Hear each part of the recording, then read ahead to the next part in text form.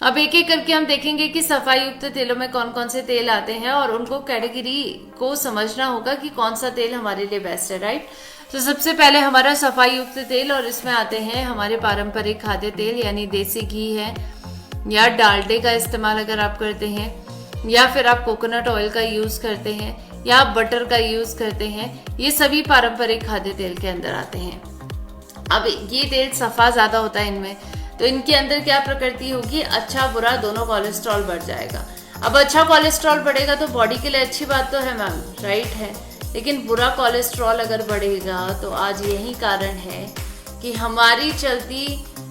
Lifestyle आज हमें support ही नहीं करती है कि हम सफाई युक्त तेलों को खाएं। जी हाँ,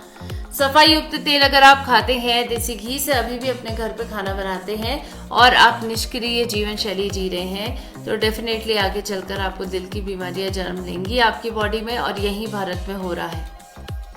और इसीलिए आज हमें समझना होगा कि आप सोच रहे होंगे ना मैम हमारे पूर्वज भी तो इस्तेमाल करते थे, उनको क्यों नहीं होता था, क्योंकि उनका लाइफस्टाइल हमसे बहुत अलग था। वो बहुत ज़्यादा फिजिकल एक्टिविटीज़ करते थे, खेतों में काम करते थे, हल चलाते थे, चरखी चलाती थी महिलाएं, मैनुअल वर्क ज़्यादा होता था, और इसी वजह से उनको सफाई युक्त तेलों के माध्यम से मिल रही कैलोरीज उनकी बॉडी में बर्न हो जाती थी और वो कभी भी बॉडी में चिपकती नहीं थी। लेकिन अब ऐसा नहीं है, अब हमारा वक्त बदला है और हमारा लाइफस्टाइल बदल गया है, और इसी के चलते आज हम इस लाइफस्टाइल को मद्देनजर रखते हुए देसी घी है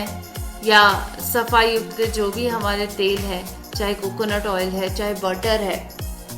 इसका इस्तेमाल आप ज़्यादा ना ही करें तो बेहतर है, और अपने दिलों को ज़रूर बचाएं। अब